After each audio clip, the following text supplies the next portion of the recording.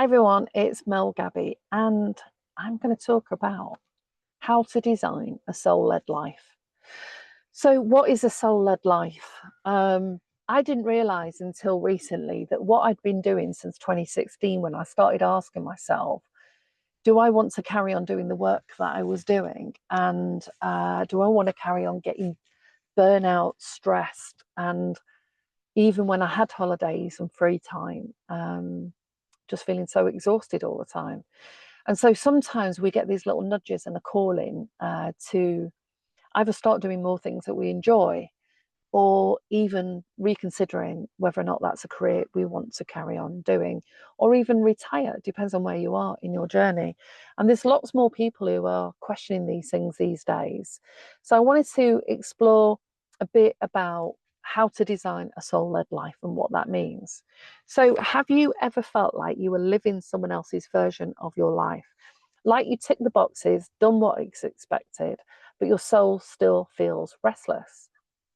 So I'm, as you know, a therapist, a coach, a guide, and I've spent 2 decades helping people break free from burnout, people pleasing, and survival mode to build lives that are aligned, empowered, and even soul led. So, in terms of speaking about designing a soul led life, this is for anyone who's really ready to stop living on autopilot and start running deeper into your truth. And whether this means leaving a toxic relationship, rediscovering creativity, or simply learning to say yes to yourself again. So, in terms of a soul-led life, you might have these little inklings of an idea, and sometimes it starts really small, with wanting to go and visit a particular place, buying a book, doing a course. And so many people I've come into contact with over the years, whether it was through the meetup group that I started my therapy work, or the people that I met with festivals, will often say, I really want to do that, I've been thinking about, and they don't do it, they don't set off. And we have to take that first step in order for our trajectory of our life to start to unfold in a way that feels much better for us, even if your starting point is feeling depressed, anxious, and unsure. So I'm going to share a little bit about myself before I go more deeply into that. So most of you know that have watched my videos before or have worked with me, that I spent over 25 years as a therapist, as a healer, as a guide, as a mental health consultant, coach, yoga and meditation teacher, all in the field of helping people to make some shifts and changes so that they not only feel better, but they actually start to turn life into a way that works for them. So I'm not here to really give you any more to-do lists. I'm here to help you remember maybe what your soul already knows. So there was a time when I thought I was doing everything right, but inside I was depleted, burnt out, and disconnected. And then I started listening to something much deeper, and everything began to shift. So part of that shift, it's coming waves for me. I was looking back and I was thinking about the actual different chapters I've had in my life. And if I think that the first chapter was probably around when I got to 18, is I knew I didn't want what I was seeing happening around me. And I didn't want to go for the jobs that seemed to be what a lot of the young women were going for at that time, but I didn't know what else. And it was a friend that said to me one day, why don't you go working away or join the Navy or the Army? And I considered the Army for a short time, and then found myself at Job Centre in Manchester, picking up a job off the board, and took a job working away. And that was the first step of me changing the trajectory of where I didn't even know where I was going. The second sort of chapter was when I came to London thinking I was going to go and travel more parts of the world, and met my partner, and within 18 months had got married, started to have children, and decided I didn't want to carry on working in hotels anymore. I wanted to work in an office and get a job that was easier, Monday to Friday, 9 to 5, and continue to look after the kids, go to the gym, and go to work. Then I hit a phase after the birth of my second son where I thought, I don't want to do the jobs that I've been doing. And that's when I was led, quite by fluke again, to considering taking up a course. And that was the introduction to the therapy training that I eventually did as a whole diploma. But when I started doing that, I only did it as an introduction. I wouldn't have taken it on. I didn't have the confidence at the time. So I look back at my life and think about the conversations I've had and how these nudges have led to me going down a path that I wasn't expecting. And so I've had these different changes. But when it got to about 2016 is really where I started to think, I wanted to write blogs. I wanted to share the information that I'd learned over the years, because I knew there was so many things that we could share with people that would help them understand, normalize their experience, normalize the mental health issues they were going through, give them some tools to help them turn things around and stop them getting any deeper. I kind of really believed that. And at the time, resources weren't helping people to sort of hack their own mental health in a way. And people had to wait until they could access a service. But at the same time, I didn't realise there was something much deeper going on. So after that, I did take a couple of jobs, but my heart wasn't in them in the same way. And I learned a lot. I learned a lot about the systems and the services and the supported services to develop and evolve. But my heart wasn't in it. And it was towards sort of around 2018, I took a job. And then in 2019 is when I had a car accident that massively impacted me. And I look back at that, and that was a huge shock to the body. And anyone that's gone through a serious accident knows that, you know, you end up with PTSD and all sorts of things and a lot of pain. And I spent a lot of time on my own and reflecting, and struggled really to even work a couple of days a week. And then, of course, the pandemic came in, and a lot of us were at home, and I'd already been at home a year. But I then also did my training as a yoga teacher, and really connected. Interesting, because only a few months after doing my training is when everyone was experiencing lockdown, and I started teaching online.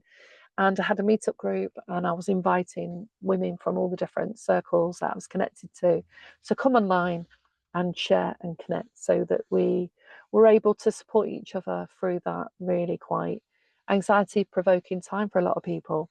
Also, what was good about that, it was I was working from home and never had to go back in the office again, which is what I wanted.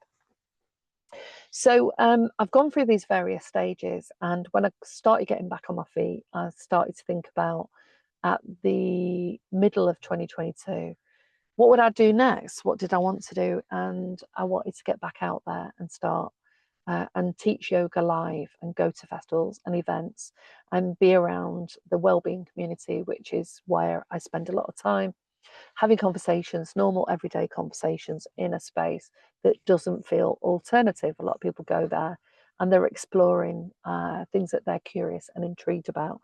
And often we can have a sense of curiosity and intrigue about what we're going to do next. And it can start by something light. So what is a soul-led life? So we know that an ego-led life is often shaped by expectations, fears, survival roles, and the need to please. A soul-led life, on the other hand, is guided by intuition, joy, inner alignment, and presence.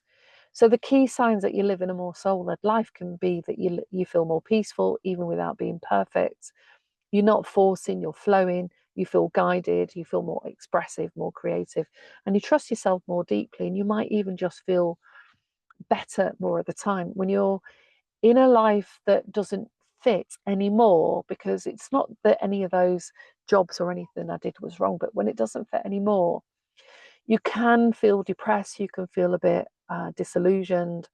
And in particular, and because I worked in mental health, I used to see the data, you can really start to ask deeper questions around meaning and purpose. And if you spent too much time analysing that and not putting steps in place to make some small changes while you can, it can really send you down a spiral of feeling really depressed and completely disillusioned. And the further down, sometimes we need to go to those places to really think and reflect and come out with some ideas about what is the next step that we can take, because it depends on where we're at in that journey as to what we could do moving next. And there's all these, especially when you hit midlife, there's all these ideas about who you can work for anymore and the kind of jobs you can do, and things, of course, especially with AI and technology now, have massively changed in the workplace, and the speed in which things change has massively increased.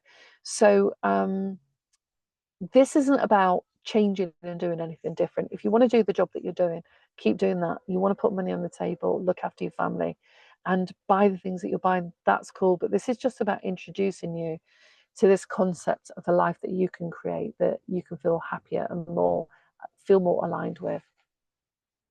So there are things that can block us from living a soul-led life, a life that we enjoy, that we feel invigorated by, where we've got more vitality, and just, you know, even if we don't know what's happening next week, we can just feel just more content being there, more open to different opportunities. But what gets in the way of that is trauma patterns, people pleasing, overfunctioning, or even shrinking from being fully in the person that we are. Then we've got narcissistic dynamics, being the caretaker for other people, or an emotional container, being in a toxic relationship, or the fear of being too much or not enough, and feeling like your truth is inconvenient or not welcome. So it can take some courage to start pursuing what matters to you, especially when people say, "Oh, you know, why do you like that?" Or "Why, you know, why are you doing that thing?" It's still working. Yes, it is, because we've got planes going over at the moment.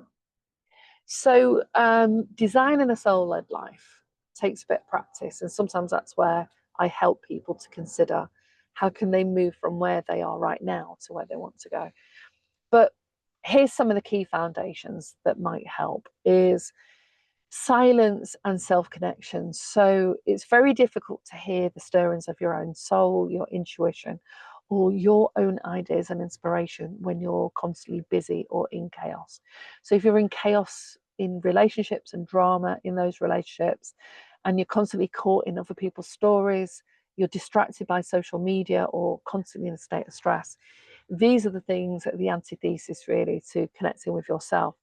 So you can't hear yourself in all of that. So we have to find some space. And that's why I do the 30-day challenges and the 7-day challenges. In fact, I shouldn't call them challenges, because actually they're programs, they're series designed to connect us, to get us into a space every time in the daytime, to become more mindful and connect with a topic that can be inspiring, that leads us to having some deeper reflections. And that's why I always include some journaling questions, some breath work, walking in nature. It's about giving yourself as much chance as possible to connect with your inner voice. And if you are feeling that chaos and you're overwhelmed, you do need to get out in nature so that you can just start to feel calmer and more relaxed and not so overwhelmed. And I talk to people about the mental health continuum, and green is when you feel okay and you're ticking over and you're managing work and life, and amber is where you start to feel stressed and anxious. And we can have that from time to time, but now it's becoming more of a constant. And then as we turn into red, we're not sleeping so well, we're not eating properly, we're waking up at crazy hours in the morning. We've got too many things on our plate, we're feeling overwhelmed, and we start tipping into red. And if we're tipping into red, we need to put some things in place to move us back at least into amber. And that is through deep breathing, box breathing, 4 in, 4 out. It's through taking walks in nature and grounding, taking shoes off, feeling the grass between your at the bottom of your feet, going for walks on the beach if you live near the coast. The salt in the water and the sea air and the dramatic nature of nature can really make us feel more alive and invigorated. Meditation, if you can meditate, if not, practice mindfulness. And that's really about switching everything off and just sitting and tuning in to your heartbeat, to your breath. Light a candle, watch the flame, and do that for 5 minutes, like every hour, and start practicing mindfulness. So it's about the tools and techniques that move us out of crises, overwhelm, moves the dial more back towards a general state of unease. And we really need to move back into being okay. It just really depends on how much time you've been experiencing any stress and impact. And sometimes that's where we definitely need support. We need to be able to talk to somebody about what's going on, about what our worries are, and then how to put some small tools in every day so that we can get out of that state. It's also about being aware of how much we lean on or are dependent on our devices, on our TV, on drugs, alcohol, food, and what steers us away from the messages that comes up from our own inspiration. Creativity and expression is really important. So creativity isn't just about painting, I used to think it was, or drawing. It's about how you speak, how you dress, how you dance, whether you're right, and how you express your truth. So creativity can be that you just love cut clothes, and you like creating your wardrobe in a particular way. And there's a lot of women I see on Instagram that do that, and it's quite interesting to watch their perspectives on clothes and on designers. Might be through dance, it might be that you enjoy dance class, or that you do speaking events, or you meet with your friends. Being creative is about connecting with yourself, and how do you express yourself in the world through whatever way that you want to channel that. And that can change over time, especially as you grow in more confidence. It's also about trust and timing. So we're all in soul groups, and sometimes when we say yes to healing, to doing something new, like when I go to the festivals, I always connect with someone new. And I go to the sound baths and I connect with the lady that's running that, and I enjoy the experience, and I talk to other people. And so that's great, because you're in a space where people also are interested and enjoying what you are. And then when you feel more connected, it can sometimes just feel great, as well as you don't have to be on your own all the time, or connected and plugged into all of the gizmos we've got to distract us at the moment. It's also about integration and invitation. So, for example, if you go to a wellbeing event and you've gone to some workshops, after you've experienced the sound or a talk or spoken to someone at a store, we need our system to be able to integrate that information and get the wisdom from the messages that we receive. We need to write a few notes in our journal to say, hey, remember to, so that we honor the decisions that came to us in that moment and follow it through. And then notice how we feel in those conversations. Where did we feel uplifted, inspired, and invigorated? And so we go for more of that. And where did we feel more relaxed, more at peace, and receive some healing? Maybe that's in a sound healing workshop, or a massage, or a yoga group that we went to. And so we might get the different things that we need from those different spaces. And so ask yourself, what is it that you need to remember about the past as well, that you enjoyed, that you loved to do, that made you feel more creative, more alive, and have more vitality? And what do you need to let go of that isn't serving you? And it can be something really small, like what you eat for breakfast, disrupts your digestion, or that you drink too much during the week and you want to cool down on that, or spend too much time with people who are constantly complaining, and that can affect the way that the way that you feel and how you view the world. So, and what you're ready to choose, are you choosing your own truth over comfort? Because sometimes we're so happy in the comfort that we don't want to take a stand and do something different, because it threatens it can feel like it's threatening that thing. So just consider where you're at right now, the job that you're doing, the lifestyle that you're living in. If you could make one or two tweaks or changes, what could they be? And it doesn't have to be anything grand, but if you can find a space today to sit in silence and just listen to your breath and your heartbeat, and just ask yourself the question of, if I was able to do one thing that would move me further towards living a life that just was great for me, what would that look like? And the answer might not come straight away, but it's really important to ask the question. So I'm going to do a little guided visualization and help you center on breath, just to connect you with that. So you can listen to this when you're ready, sit back in a chair or lie down on the sofa, just for like 3 or 4 minutes, just so that you can connect.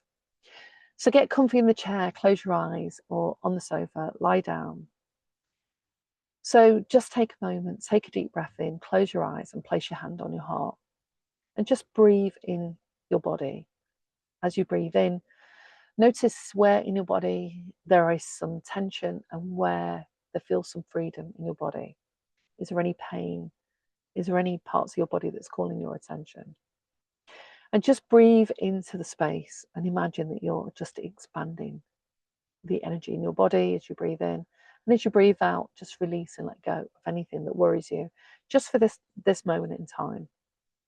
And what one word or image comes to mind when you ask, what do I need next? That's all you have to do is breathe in and ask yourself that question. If you're an analytical person that goes into logic, just notice that, okay? So just breathe that in. And then if you've got a journal, just write in your journal what came to you. And it could be something very simple. I need some water. I need to go and have some lunch. I need to go for a walk. I need to call up my friend that I've kept thinking about but haven't taken any action on yet. So in this next part, I'm going to explore how you shift your mood, motivation and mindset, so that when you get hunches and these inspirations and this clarity, this will help you move forward a little bit more. So we don't have to overcomplicate things, but we often do, especially when it comes to change, healing, or creating a life that we feel happy and content in. And what I've found over the years in my clinical practice, deep personal healing, integrating psychology and spirituality, is that we don't need to fix everything at once. We just start by calming the nervous system, start by taking that breath and connecting and thinking, what do I need to do next? Maybe you just need to lay there for an hour. Maybe you're exhausted. I remember when I was started doing yoga, and I found this really nice yoga studio, but it was in a really stressful period in my working life, and I wasn't sleeping very well. And I go to yoga, and when it got to the meditation, I was falling asleep. And and when we lay down and did yoga nidra, I definitely got some deep healing. But the amount of times I fell asleep early on when I was doing yoga, it was really became evident that I wasn't at burnout, but I needed to start doing something different. So if we can get the brain and the body into a more regulated state, everything else becomes possible. Learning, motivation, connection, focus, and long-term change. So if we think about the nervous system, for example, and I've talked about how after my car accident, I had PTSD. And that often deserves its own space, really. But I've been through trauma a few times, and in particular the car accident massively. Not just was an experience of the car accident, but it also brought up previous traumas that I'd experienced. So the body can keep replaying that trauma long after it's passed. So I know that personally, having experienced that, and after years of the original trauma, you can still feel like that you're waiting for the next shoe to drop. Once you're in that fight and flight state, it can feel really difficult to get out of. And I had a combination of that time of using, after I had the car accident, I used sound healing frequency music every morning. When I did the yoga, it wasn't quite yoga early on, it was really just a lot of stretching because my body was so tight. It was just the after effects, really. I had a lot of stillness, so I practiced a lot of mindfulness. I slept a lot, so I had to just honor the body and get the sleep where I could. I did some meditation. I think that's when I bought the paints. I can't even really paint that well, but I like doodling, and I just found that when I was working, that at the end of the day, I needed to switch my mind and do something different. And doodling was a good sort of transition experience of just sitting in the chair and doodling away. So, but also other patterns around previous traumas that can be like mind loops can also come up. And that's why practicing mindfulness is really important, because you can really start to become aware of the kind of thoughts that you have. Because when we have a particular train of thoughts, it will activate a certain series of feelings and emotions, and then also activate memories. And not all of them are in our conscious awareness. So just start by getting honest about where you are right now, where you're feeling content, whether you're low, anxious, feel a bit hopeless, or maybe you're feeling really full of vitality and focusing on the excitement. You've got some things coming up that are really good. So it's okay wherever you are. It's not about pulling everyone out of that space and consistently feeling good all the time. Often that's not possible. But it's about when you start using some of the tools that we know in research, have got some evidence behind them, that can really start to help us. And the more that we combine those tools and access them, every day we can start to feel those shifts. So that even if we go down that spiral towards depression or hopelessness or fear, those spirals, we don't stay down as long, and they get shorter and they become less intense and eventually less frequent. Trust me on that. That's what's happened to me. So then ask, what do you want to feel instead? So take 30 seconds, stop this video and pause and check in with what do you want to feel instead. And then ask yourself, what would you like to feel at the end of 7 days, at the end of 30 days, 60 days, 90 days? What would you rather feel?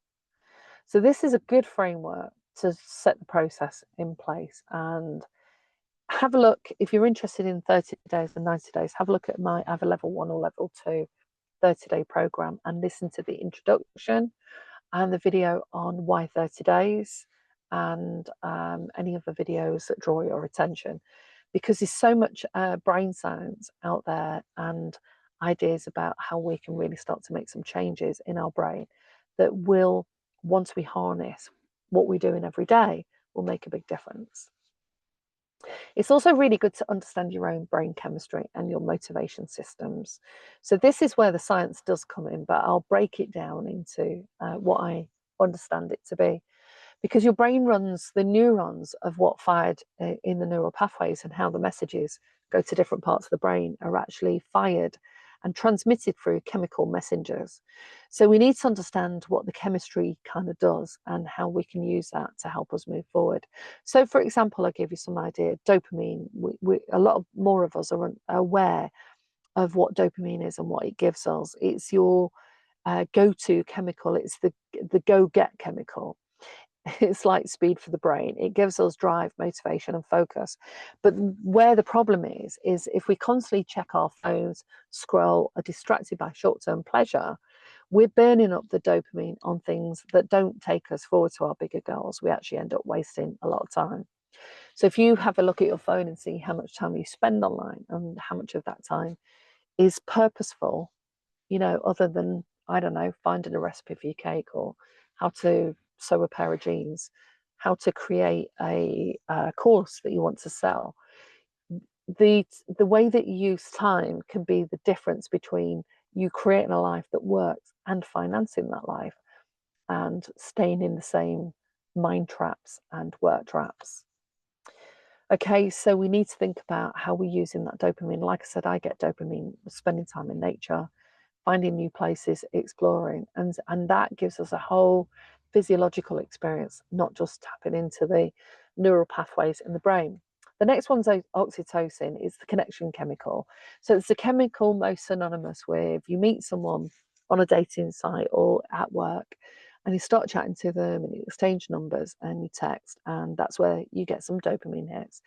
Go out on a few dates, really like spending time together, and over 6 weeks, 8 weeks, 3 months, the connection chemical starts to kick in, which is oxytocin.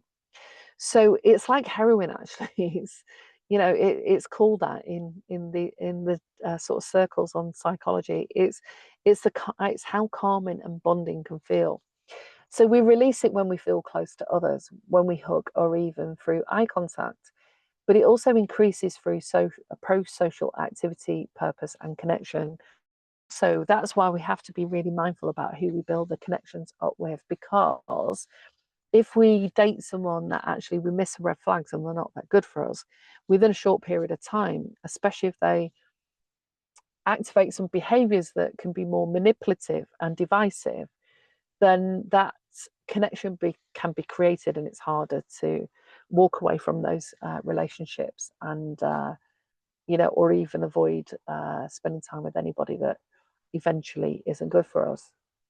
And then we've got natural endorphins in the body, and they're like the natural painkillers. So we know that if you go to the gym, you do loads of reps and go slimming, you can release these endorphins in the body.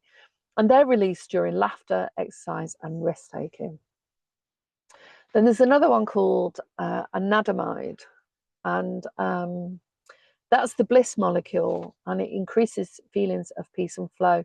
And I feel peace and flow when sometimes I've arrived somewhere in my camper van, I'm sat by the beach, I'm practicing, not purposely and consciously all the time, mindfulness, or even through meditation.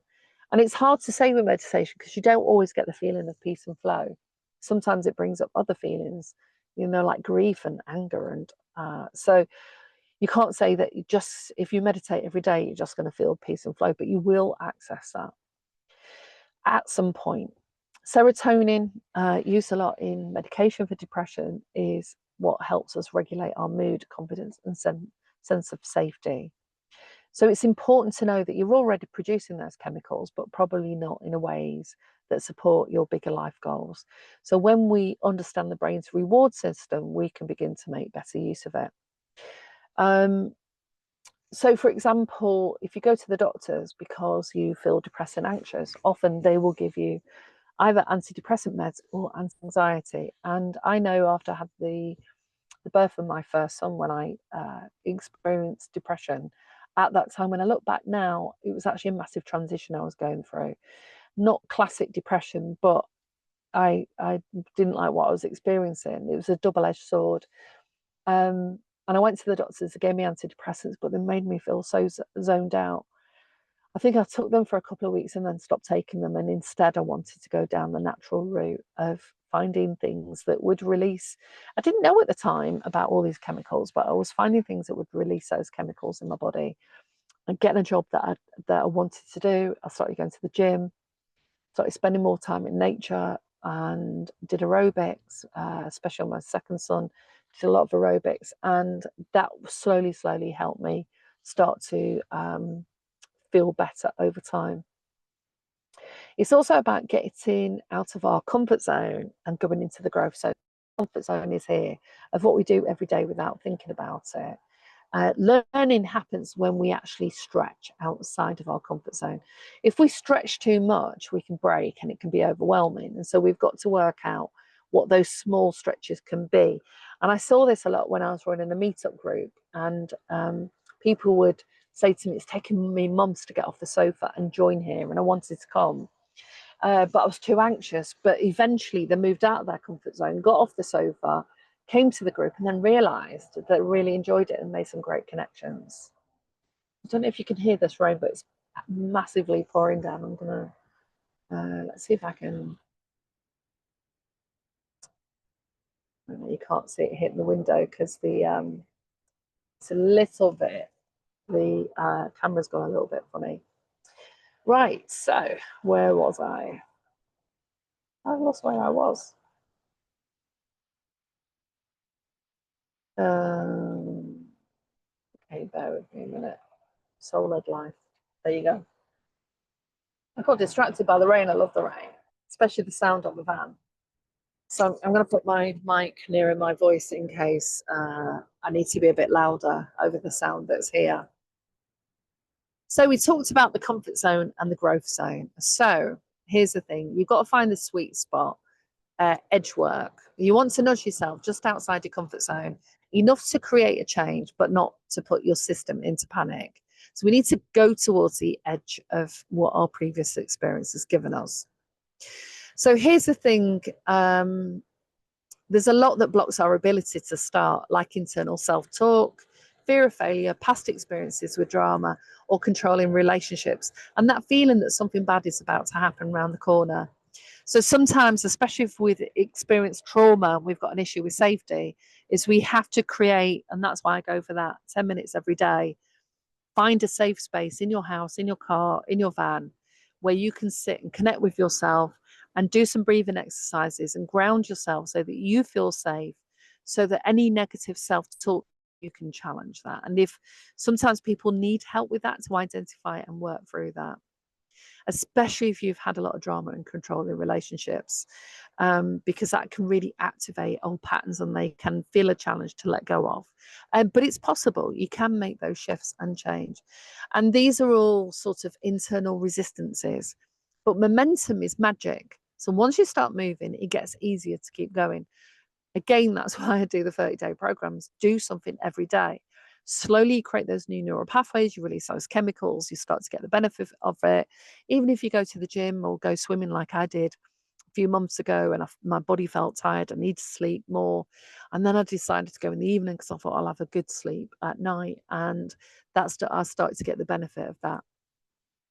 And also, many of us start by looking for motivation outside of ourselves, which is called extrinsic motivation.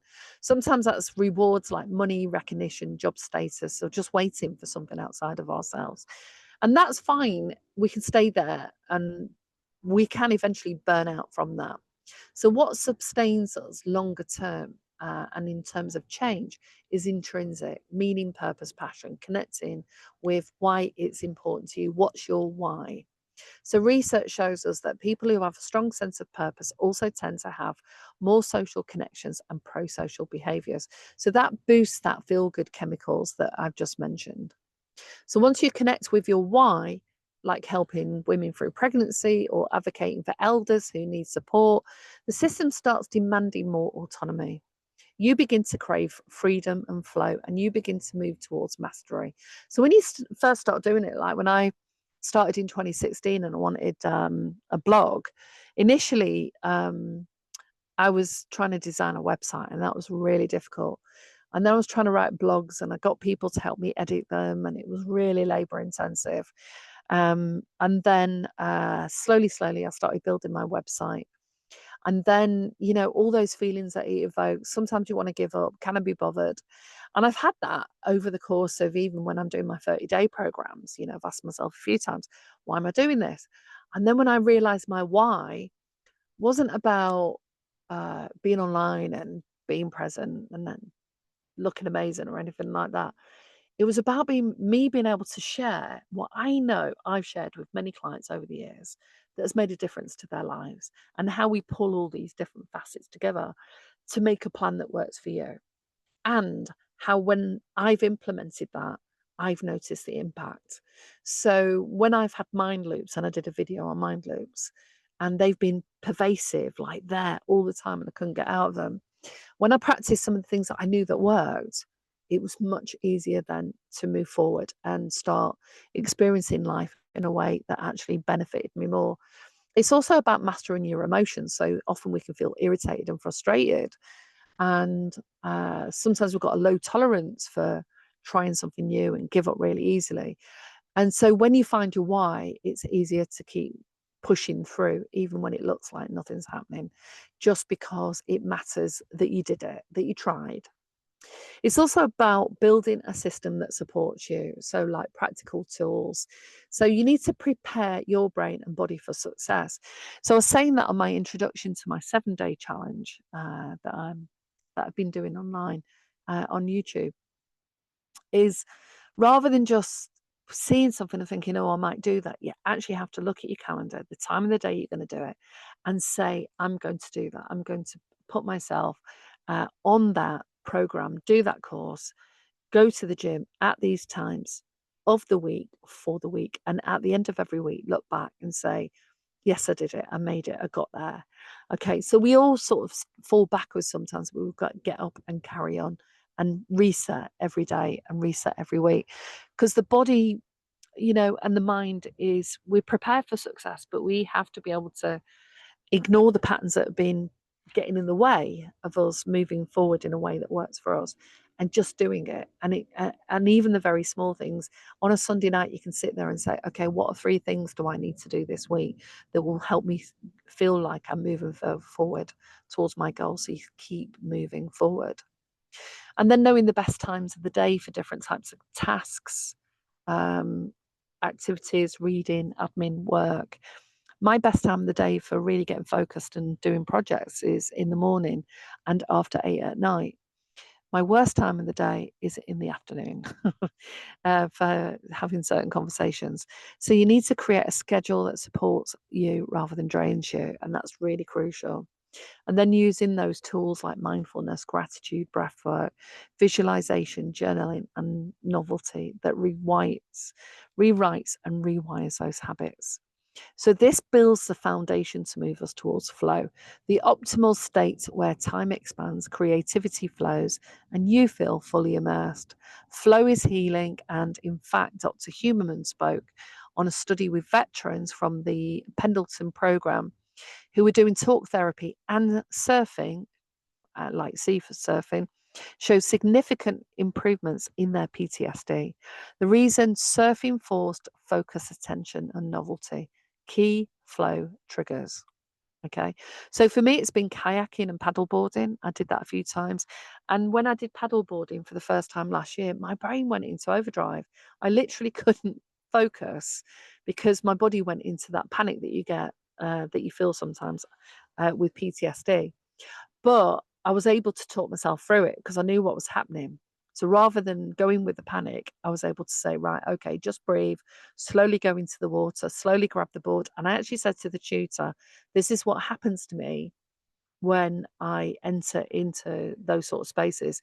Because when you sit on a paddleboard, my brain's quite trying to balance itself, and yet I'm on a paddleboard that is moving all over the place. And I'm trying to compute, like when you first start driving, where the paddleboard goes, how I get on it, how I balance, how I stand up, all of that. So brain goes into a bit of overdrive.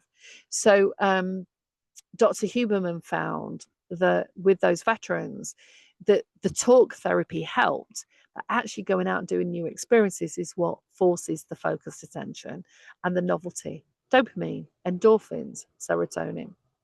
Okay, so this means that the past starts to dissolve and the mind stops spinning. And we need to do that a few times to really get the benefit, moving from anxiety to joy. Oh, it's really pelting down here today. So then it's about learning what works for you. So you'll need to track what helps and what hinders. So I'm going to carry on and do some more videos on this at a later stage. This will be like part 2, maybe a part 3, to creating a soul-led life, because there's plenty for you to get on with. So listen to the video, maybe give it a listen a couple of times, get your journal out and start thinking about what it is that comes to you as a result of listening to this and how that fits in with where you are. So on the next segment, I'll be exploring more about learning what works for you and what throws you out of flow. When do you feel most satisfied, and what makes you lose momentum? And we'll do more of that. So if there's one thing I want to leave you with, it's you have more influence over the way that you feel, what you experience, and the direction of your life than you have ever been led to believe. Change doesn't always happen overnight, but it can, and it does happen. And the beautiful thing is that the more you understand how your brain and body work, the more equipped you are to create those small shifts that lead to lasting transformation. It starts with awareness and intention and a willingness to show up for yourself, not perfectly, but consistently, and keep it to yourself. Don't share all these ideas and dreams with other people, especially when they don't believe in them themselves, because that can really throw you off track, and you don't need that early on when you're starting out. And if you fall off track, that's okay. Get up and do it again. What matters is how you get back on. And over time, those little wins will compound into a life that feels more like yours, one filled with purpose, energy, satisfaction, and flow. Don't we all want that?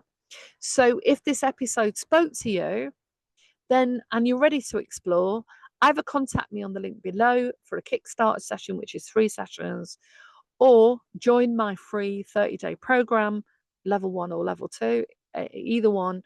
Just look at the topics. They're on the playlist, so you can see the topics on there, as long as you do the introduction or join the group program. And I will be releasing the links to Patreon once that's up and running.